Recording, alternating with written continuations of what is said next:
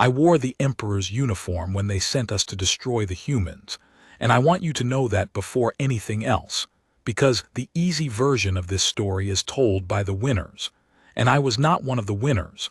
I was one of the soldiers of the thing that lost, and the thing that lost was my whole life, and I have never been more grateful to lose anything. My name is Korthal Venn. I am a Draeli, and when I was young my people were free, and then the Empire came, and then my people were not free. And then, this is how it works. This is how all empires work, and no one tells you this part. Then I grew up and put on the uniform of the people who had conquered my people, and went to fight the Empire's wars, because that was the only path left that was not starvation. I should tell you how the Draeli fell, because it is the same story as 100 other peoples, and so it is, in a sense, the whole story of the Dominion told once small. My people were not warriors. I say that the way you state a fact, not the way you make an excuse, though I have spent my life unsure which it is. We were growers and makers, a people of green worlds and patient crafts, and when the Dominion came to us, I was a child. I remember it the way a child remembers, in fragments, the adults going quiet, the sky wrong, the long meetings I was not allowed into. When the Dominion came, our leaders looked at the two paths, and they did the arithmetic that every people did, and they chose the province over the grave. They surrendered. They told us it was wisdom. They told us, and I believed them for most of my life, that there had been no choice, that to refuse was simply to die, that a responsible people does not throw away its children's lives on a gesture, that survival as a province was the only love a leader could offer a people facing the throne. And so we became a province. Our sovereignty ended. Our young me, eventually, and everyone my age, became eligible for the conscription, the great machine that took the children of the conquered and made them the soldiers of the conqueror. And the adults told us it was the best that could have been done, and the cost of believing them was small, day to day. And so we believed them, because the alternative was to look at what we had become, and what we had given up, and feel the thing the whole Dominion was built to keep its subjects from feeling. My grandmother did not believe them. I have to tell you about my grandmother because she is the reason I understood when the moment came, what I was watching, and she is the reason I have spent my life the way I have spent it. She had been an adult when the Draeli fell, young but an adult, old enough to have been in the long meetings, old enough to have had a voice and to have used it, and she had used it, I learned much later, on the losing side. She had argued for refusal. A grower of green things, no warrior, and she had stood up in the council of a frightened people, and argued that some things should not be survived at the cost of becoming, that a people that hands over its children to be made into the conqueror's soldiers has not saved its children, has only lost them in a slower and more terrible way, and that she would rather the Draeli die as the Draeli than live as a limb of the thing that ate them. She lost the argument. Of course she lost. Everyone who ever made that argument lost, in all of the Dominion, for 10,000 years, because the argument asked people to choose death, and the fear of death is the strongest force in the galaxy, and the Dominion had built its entire existence on that fear. She lost, and the Draeli submitted, and she lived the rest of her life as a conquered woman who had wanted to refuse. And she was, I think, the loneliest person I have ever known, because she carried the knowledge that the choice had been real, that her people could have chosen otherwise, and there was no one she could say it to, because everyone else needed to believe there had been no choice in order to live with the choice they had made. She told me, though, when I was a child, before the conscription took me, she told me quietly in the green places, where the Dominion's listening did not reach, or where she chose to believe it did not. She told me that the surrender had been a choice and not a necessity.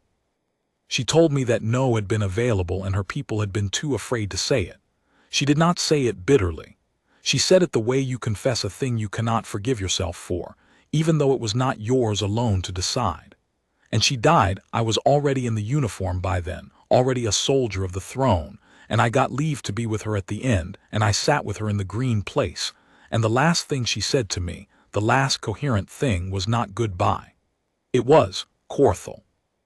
If you ever in your whole life see someone refuse, really refuse, the way we should have, you watch.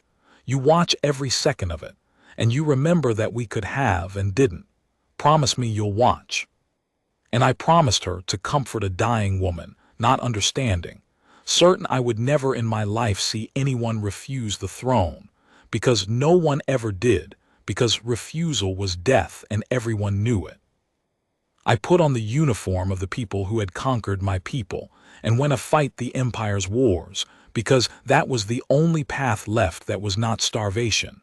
The Empire did not enslave the peoples it conquered, not in the crude sense. It did something cleverer and more terrible. It conscripted them.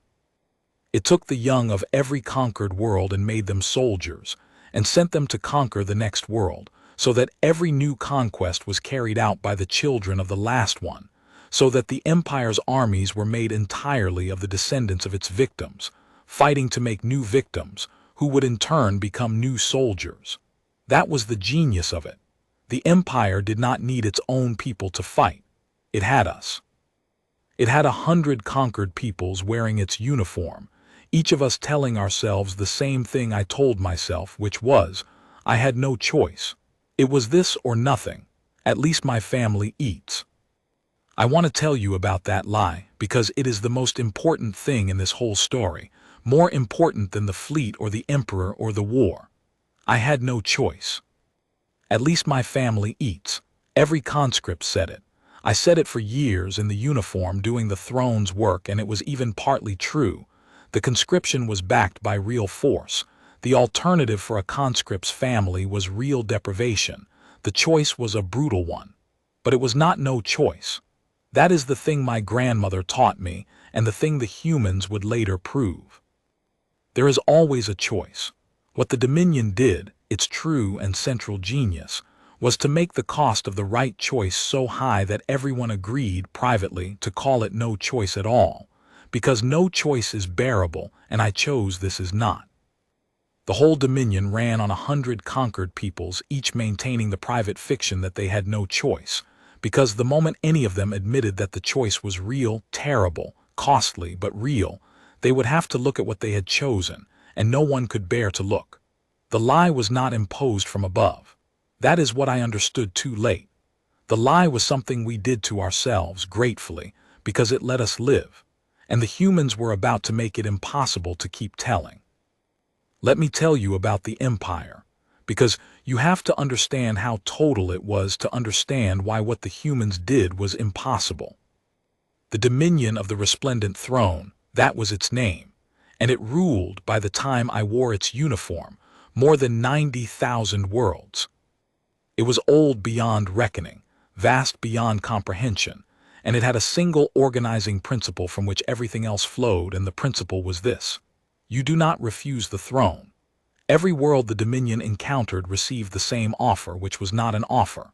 Join and be absorbed, your sovereignty ended, your young conscripted, your resources directed by the throne, but your people permitted to live after a fashion as a province of the eternal Dominion, or refuse and be destroyed. Those were the only two paths, and in 90,000 worlds and however many tens of thousands of years, the second path had been chosen, the record said, only a handful of times, and each time the refusing world had been annihilated so completely, so deliberately, so publicly, that the lesson had taken, and the refusals had grown rarer and rarer across the ages until they stopped almost entirely, because every people in the galaxy knew the two paths and knew that refusal was death and chose. As anyone sane chooses, to live as a province rather than die as a free world. My own people had chosen that generations before me. Almost everyone had. That was the Dominion, a galaxy that had learned, world by world over an epoch, that you do not refuse the throne, that the price of refusal is everything, and that survival means submission. I served 11 years in that uniform before Earth, and I want to give you the texture of those years, because the legend skips them, and they are where the truth of an empire actually lives. I was not mostly a destroyer of worlds. That is a thing people imagine about the throne's armies, and it was true only at the rare edges.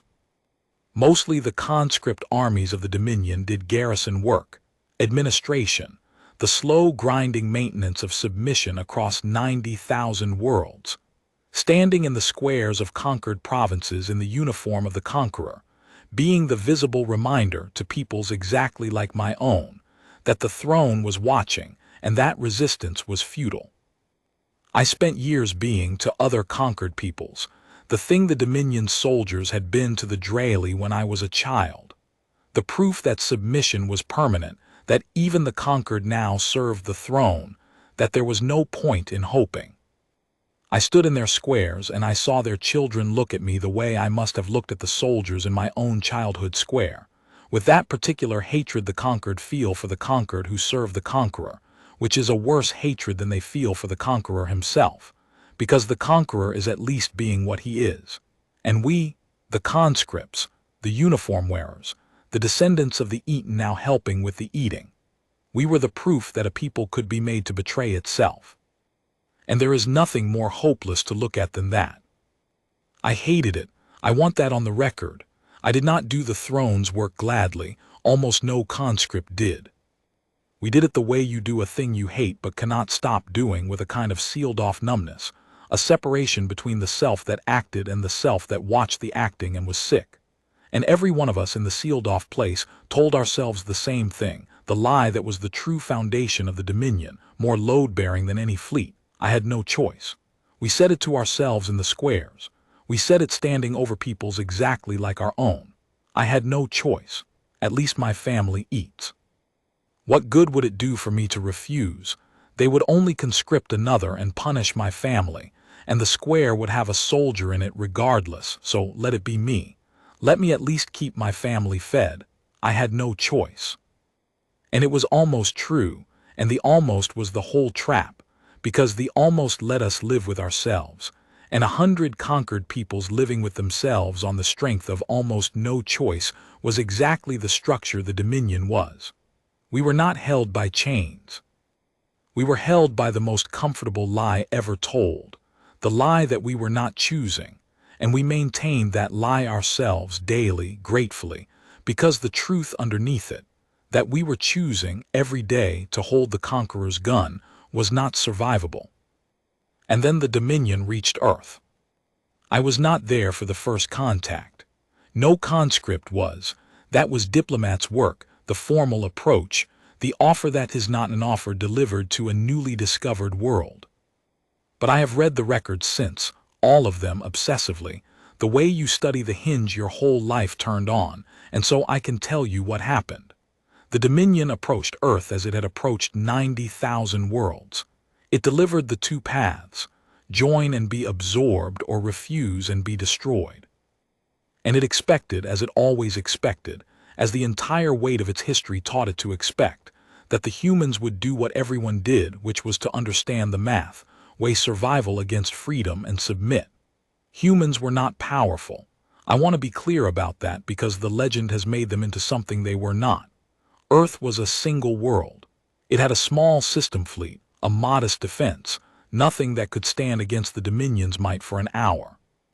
By every measure the Dominion used to weigh a world, fleet strength, industrial capacity, population, technology.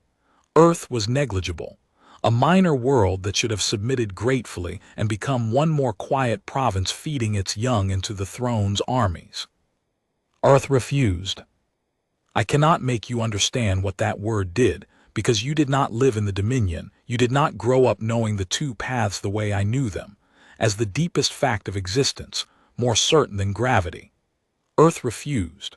A single negligible world with no power to back the refusal looked at the offer that is not an offer, looked at the certainty of annihilation, looked at 90,000 worlds that had submitted before them, and said no. Not defiantly, the records show, not with threats, not with any pretense that they could win. They said no the way you decline a thing that is simply not yours to give away. The human response to the Dominion's ultimatum was recorded, and I have read it more times than I have read anything else in my life, and the operative part of it was short, and it was this: we understand what refusal costs. We have read your history. We know what you will do to us. We refuse anyway, because the thing you are asking us to give up is the only thing that makes survival worth having, and a people that trades its freedom for its life has not saved its life. It has only postponed its death and sold its soul for the delay. We will not become a province. If you destroy us, you will destroy a free world, and free we will remain to the last instant, which is more than 90,000 of your provinces can say. The answer is no. It will remain no. When I first read those words, and I did not read them until after when I went looking obsessively for everything about the world I had helped to kill. When I first read them, I heard my grandmother. I want to tell you that plainly. I heard her in the green place, dying, telling me that no had been available, and her people had been too afraid to say it. The humans were saying the exact thing my grandmother had argued in the council of a frightened people 2 generations before and lost. A people that trades its freedom for its life has not saved its life. That was her argument. That was the losing side of the argument that had made the Draeli a province. She had stood up and said it and been voted down by people who needed to believe there was no choice, and she had carried the loss her whole lonely life, and here were the humans, a whole world of them, saying her words back to a galaxy that had spent 10,000 years voting them down, and saying them not in a council where they might be argued with, but to the throne itself, with the annihilation fleet already gathering, with full knowledge of the cost. My grandmother lost her argument and lived. The humans were about to win the same argument and die for it. And the difference between those 2 outcomes is the entire distance between a province and a free world, and it is measured not in power but in willingness to pay. And I did not understand that yet, standing in the uniform, but it was already inside me, planted long before, by a dying grower of green things who made me promise to watch. And the Emperor, the Resplendent Throne, the living sovereign of 90,000 worlds, declared war on humanity. Not a conquest. Understand the distinction, because it is the whole of why I am telling you this. The Dominion did not move to absorb Earth, the way it absorbed resisting worlds, grinding them down and conscripting the survivors. The Emperor declared war, a war of annihilation, a war whose stated purpose was not to take Earth but to erase it, to make of humanity such a total and public example that the lesson of the 2 paths would be recarved into the galaxy for another 10,000 years. Because that was the danger, you see. That was what the Emperor understood in his ancient cold wisdom, that his diplomats had not. A single negligible world refusing was not a military problem. It was an existential one. Because the entire Dominion, all 90,000 worlds, all 100 conquered peoples wearing the uniform, every province and every conscript and every subject, the entire Dominion rested on a single foundational belief, the belief that refusal was impossible, that the 2 paths were real, that you could not say no to the throne and survive. And here was a world saying no. And if that no were allowed to stand, if even one negligible world could refuse the throne and not be instantly, totally erased, then the spell that held 90,000 worlds in submission would crack, because every subject people would see it, would see that the no was possible, and would begin, in the deepest private place, where conquered peoples keep the thing the empire can never quite kill, to wonder. So the Emperor declared a war of annihilation on a world that could not hope to win, not because Earth was a threat in arms, but because Earth was a threat in example. And he gathered a fleet to make the example, the largest fleet assembled in 1,000 years, a fleet meant not merely to defeat Earth, but to obliterate it on every band, in full view of the galaxy, so totally that no one would ever again imagine that the word no could be survived. And I was on it. Korthal Venn, Draeli conscript, descendant of the conquered, soldier of the thing that had eaten my own people's freedom 2 generations before. I was assigned to the annihilation fleet sent to erase the humans for the crime of doing the thing my own ancestors had been too afraid to do. I put on the Emperor's uniform, and I boarded the Emperor's ship, and I went to help destroy the one world in 90,000 that had said the word my own grandmother died wishing she had been brave enough to say. I have wondered since whether the throne knew what it was doing, crewing the Annihilation fleet the way it crewed everything, with the conquered. It was simply how the Dominion worked. The armies were conscript armies. Every fleet was a conquered people's fleet. There was no other kind. The throne had not had to make a decision to staff the destruction of Earth with the descendants of its victims. That was just what its armies were. But there is a terrible irony in it that I have never stopped turning over. That the Emperor, to make his great example, to teach the galaxy that refusal was death, gathered the largest fleet in 1,000 years, and crewed it, as he crewed everything, with 100 conquered peoples. With exactly the audience the humans most needed to reach, delivered directly to Earth's doorstep in person, at the throne's own expense. The Emperor wanted the galaxy to watch from a distance, on the broadcasts. But he sent the conquered peoples to watch from up close, in the room, in their own ships, because that was simply how his armies were made. He could not make his example without us, and we were the one audience the example would destroy him with. He had no way to see that, because he had never been conquered, had never carried the lie, did not know it was there to be broken. On the long approach to Earth, in the weeks of the fleet's gathering and the journey, I did not think about my grandmother's promise. I want to be honest about that. I had forgotten it, or set it aside, the way you set aside the words of the dying once the dying are gone and life resumes its sealed-off numbness.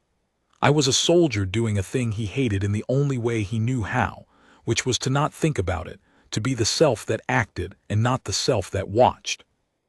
I did not board the Emperor's ship thinking I am about to see someone refuse, the way my grandmother told me to watch for. No one expected Earth to be a refusal anyone could watch.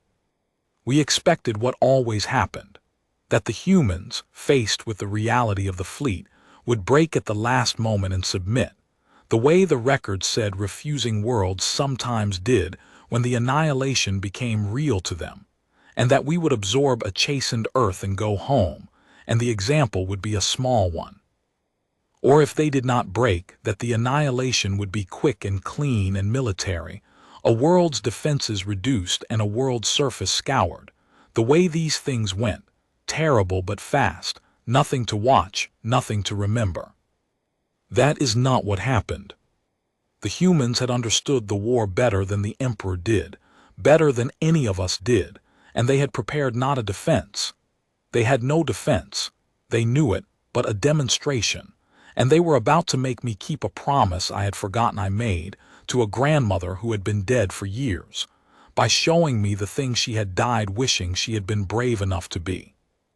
I did not know, boarding that ship, that I was about to watch the impossible.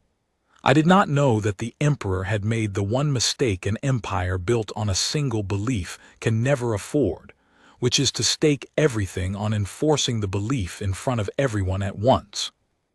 I only knew that we were going to destroy Earth, and that it was wrong, and that I was going to do it anyway because I had no choice, because it was this or starvation, because at least my family ate, the same thing I had told myself my whole life, the same thing 100 conquered peoples told themselves, the lie that held the whole Dominion together. Earth was about to take that lie away from all of us, and it was going to cost them everything to do it. The war began the way the Emperor wanted it to begin, which was as a massacre, broadcast to the galaxy. I was there for it. I was a junior officer aboard one of the lesser ships of the Annihilation fleet, and so I saw it from close enough to never forget and far enough to survive, which is the worst possible distance, the distance of the witness who is also complicit. The fleet arrived at Earth, and Earth's small defenses came out to meet us, and what followed was not a battle. The humans knew it would not be a battle. They had said as much in their refusal, "We know what you will do to us." Their little fleet came out anyway, into the face of the largest force assembled in 1,000 years, and they fought, and they died, and they were never going to do anything else but die. And they did it in full view of the galaxy because the Emperor had wanted the galaxy to watch, and the humans, I think, had wanted the galaxy to watch too, for entirely different reasons. That is the thing that began to unsettle me in those first hours. The Emperor had arranged the broadcast to teach the galaxy a lesson. This is what refusal earns. But the humans were not behaving the way the lesson required. The lesson required them to break, to beg, to finally submit when they saw the reality of what they faced, so that the galaxy could watch a free world discover that its principles were a luxury it could not afford. And the humans did not break. Their fleet was destroyed, and they did not break. Their orbital defenses were annihilated, and they did not break. And on every band, as the annihilation fleet bore down on their world, the humans kept broadcasting, not please, not surrender, but the same thing over and over, the thing that I would carry for the rest of my life. The thing that began in those hours to do its work on the 100 conquered peoples wearing the Emperor's uniform. They broadcast their refusal calmly, on every band in 100 languages including, and this is the thing, this is the detail that broke the fleet open, including the languages of the conquered peoples who crewed the Emperor's ships. The humans had learned our languages, the Draeli tongue, the tongues of the 100 conscript peoples. And they spoke to us, the soldiers sent to kill them, in the languages of our conquered homeworlds. And what they said was not spare us, and not we forgive you, but something far more dangerous. Something the Emperor had never imagined a dying world would say. Because no dying world in 90,000 had ever understood the war the way the humans understood it. They said, soldiers of the Dominion, we know who you are. We know you are not the Emperor's people, you are the conquered wearing his uniform sent to do to us what was done to you. We know you have no choice or believe you have none. We are not asking you to save us. You cannot, and we are not asking. We are asking you only to watch. Watch what a free world looks like in its last hour. Watch us refuse. Because every one of you had a homeworld that faced this same choice and submitted, and you have spent your whole lives believing the submission was the only possibility, that no was never real, that your grandparents were not cowards but simply faced an impossible thing. We are here to show you it was always possible. We are choosing the thing your homeworlds were too afraid to choose. We do not blame them. The fear was real and the cost is real and we are about to pay it. But we want you to see with your own eyes that the no was always available, that it was never impossible, only expensive, and that some people, when the moment comes, will pay. Watch us pay. And then ask yourselves why you are still holding the Emperor's gun. The fleet went very quiet after that. I felt it. You could feel it move through the ships, through the 100 conquered peoples crewing them, a silence that was not the silence of obedience, but the silence of a question being asked in 100,000 minds at once. Because the humans had named the thing none of us ever said. Every conscript in that fleet was the descendant of a conquered world, and every one of us had grown up with the same buried shame, the shame the empire was built on and never spoke of. That our peoples had submitted, that our grandparents had chosen the province over the grave, and that we had told ourselves all our lives that the choice was forced, that there had been no other path, because the alternative, the thought that there had been another path and our peoples had simply been too afraid to take it, was unbearable. The empire ran on that unbearable thought staying buried, and the humans, dying, broadcasting in our own languages, had reached into 90,000 worlds and dug it up. And then the annihilation began, and it was the worst thing I have ever seen, and I have to tell you about it, because the cost is the whole of why the example worked, and a story that skips the cost is a lie. The Emperor's fleet burned Earth. I will not give you the details. Some things should not be made into narrative. But understand that it was total and deliberate and slow. The Emperor had ordered it slow, ordered it thorough, ordered it broadcast, because the entire purpose was the example, and an example must be unmistakable. The humans on the surface did not surrender to the end. They kept broadcasting to the end. As their cities burned, as their world was systematically unmade, the humans kept speaking to the fleet in the languages of the conquered, kept saying, watch us refuse. Watch what free looks like. Ask yourselves why you are holding his gun, and they kept saying it until there were no more humans left to say it. And then the broadcast stopped, and Earth was silent, and the Emperor had his example. He had his example. Earth was destroyed.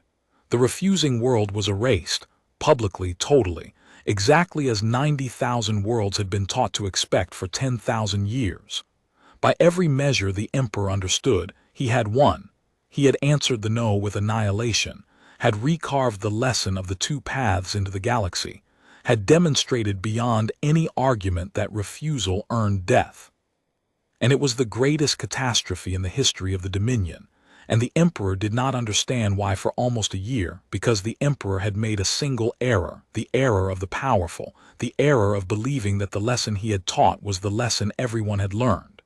He thought he had shown the galaxy, refusal earns death, but that is not what the 100 conquered peoples in his own fleet had seen. We had been there. We had watched it up close in our own languages. And what we had seen was not refusal earns death.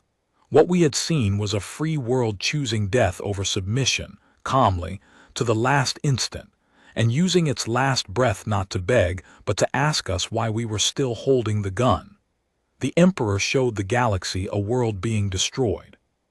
But to the conquered peoples crewing his fleet, he had shown something else entirely, something he could not see because he had never been conquered, had never carried the buried shame, had never needed the lie. He had shown us that the no was real, that it could be chosen, that our grandparents could have chosen it, that we could choose it. He had spent the largest fleet in 1,000 years and the total annihilation of a world to prove, to the 100 peoples who actually mattered, the one thing he most needed them never to believe. That you could refuse the throne, not survive it. The humans had not survived it, but refuse it, which was a different and more dangerous thing, because the conquered peoples of the Dominion had made their peace with the impossibility of survival long ago, and what they had never been allowed to believe was the possibility of refusal. I stood on the deck of the Emperor's ship and watched Earth go silent, and I was not the same Draeli who had boarded it. None of us were. The whole fleet came back from the annihilation of Earth changed, carrying a thing the humans had put into us with their dying breath, in our own languages, and the thing was a question, and the question was the most dangerous weapon in the galaxy, and the Emperor had paid for its delivery himself, with his own fleet in front of everyone, and did not even know he had done it. The question was, why are you still holding his gun? The Dominion did not fall all at once. Empires never do. They fall the way a great structure fails after the load-bearing thing inside it has already broken slowly, then all at once, and the slowly is the part no one sees until the all at once arrives. The load-bearing thing in the Dominion broke at Earth. It just took the better part of a year for the structure to notice. I will tell you how it spread because I watched it spread, and because the spreading is the part the legend gets wrong. The legend says humanity defeated the Empire, and humanity did not defeat the Empire. Humanity was dead, Earth was ash. There was not a single human left to defeat anyone. What defeated the Empire was the question the humans had planted, carried home in the minds of 100 conquered peoples, and it did not spread as a rebellion, not at first. It spread as a silence, the way it had begun on the fleet, a silence that moved from world to world, conscript to conscript, province to province, as the soldiers who had been at Earth came home and did not speak of it, and in the not speaking said everything. Because we could not unsee it, that was the thing. The Emperor had made us watch a free world refuse, in our own languages, and we could not unwatch it, and we carried it back to 90,000 worlds, and we could not keep it to ourselves, not because we spread it deliberately, but because a thing like that cannot be contained in a person.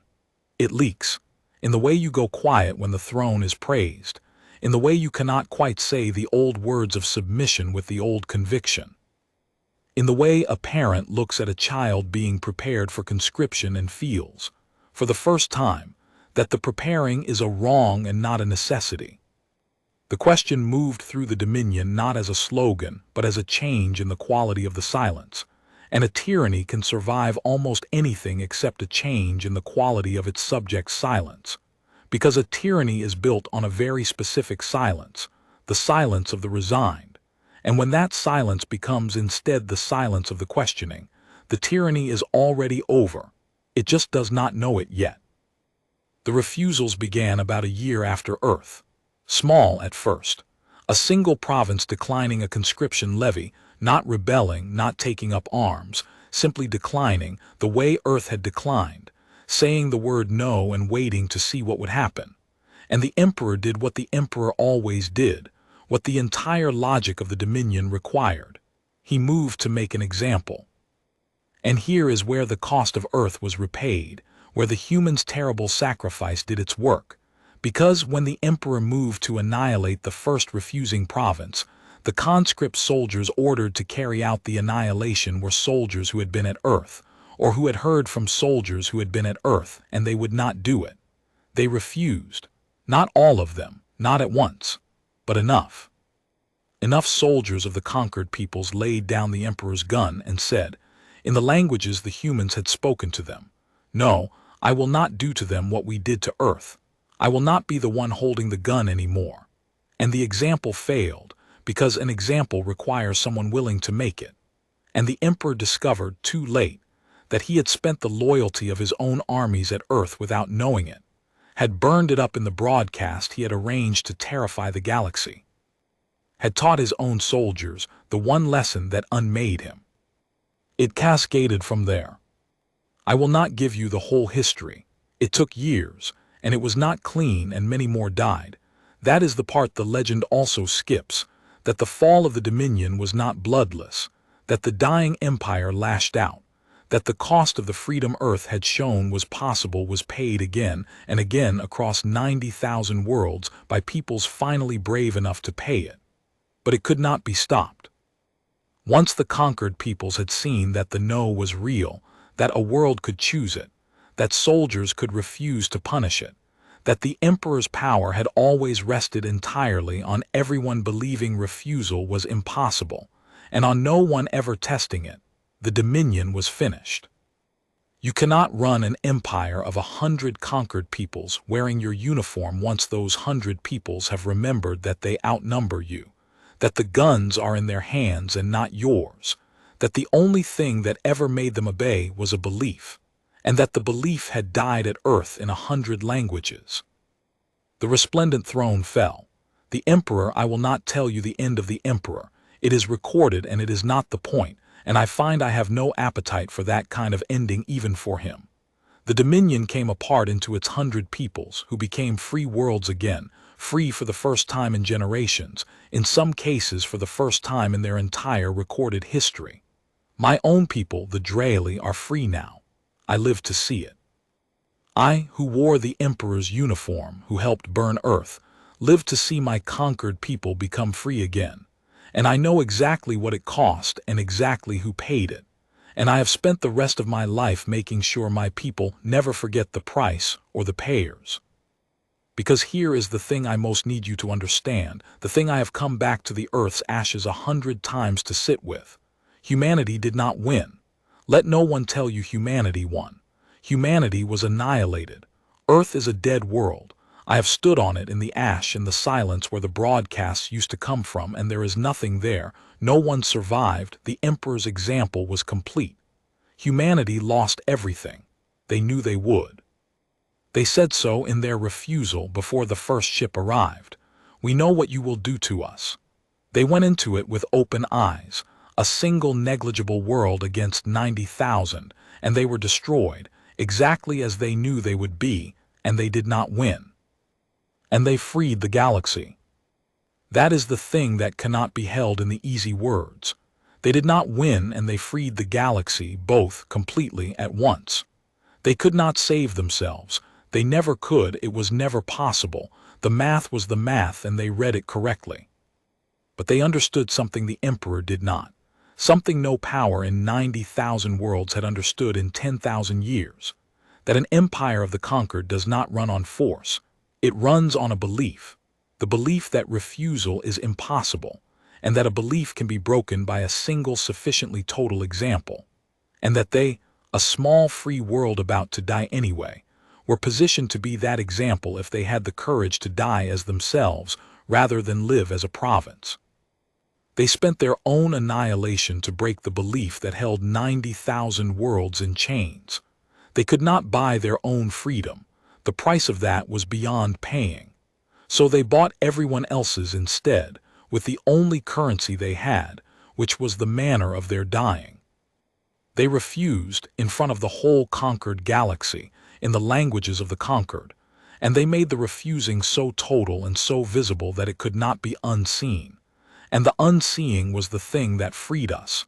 And they knew it would be, and they did it on purpose, and they are all dead, and we are all free, and there has never been anything like it, and I pray there never has to be again. I am very old now, a free Draeli on a free world, and I go to Earth when I can, which is not often. It is far, and it is hard to look at. There is a thing the freed peoples do now, the 100 peoples who were the Dominion's conscripts. We have made Earth a kind of shared grave, a place all our peoples tend, because the humans died for all of us and belong to none of us, and so we keep their dead world together, the way you keep something that saved you and that you can never repay and can never bring back. There are no humans left to thank. That is the part that never stops aching. We were freed by a people we cannot thank, who asked for nothing, who knew they would get nothing, who spent every human life there ever was to plant a question in the minds of the people sent to kill them. And the question grew, and it brought down the largest empire in the history of the galaxy, and the people who planted it never saw it bloom and never could have and did it anyway. Earth refused to join the Galactic Empire, and the Emperor declared war on humanity, and humanity was destroyed, and the Empire fell, and those two things are the same event, and I was there, and I wore the wrong uniform, and I have spent my whole free life trying to deserve the freedom that a dead world bought me with the last breath it spent speaking my language, asking me the only question that ever mattered. Why are you still holding his gun? I put it down. We all put it down, eventually, all 100 peoples, because a dead world asked us to in our own tongues as it burned. And that is how the most powerful empire in the history of the galaxy was brought down. Not by a fleet, not by a weapon, not by humanity's strength, because humanity had no strength. Humanity was negligible and knew it and died. It was brought down by a free world that would rather die as itself than live as a province, and was willing to let the whole galaxy watch it choose, so that the watching would free everyone who had forgotten the choice was theirs to make. They never knew it worked. I need you to sit with that because I have to every day. They died not knowing. They planted the question and burned before it grew. They freed us on faith, faith that somewhere in the 100 peoples watching them die, the question would take root and someone someday would put the gun down. Someone did, I did, we all did. Thank you, you never heard it. You never could. But thank you from a free Draeli on a free world, who wore your enemy's uniform and watched you die and put the gun down because you asked me to in the language my grandmother was afraid to refuse in. The answer was always no. You just had to be willing to die saying it where everyone could see, so the rest of us could finally remember how.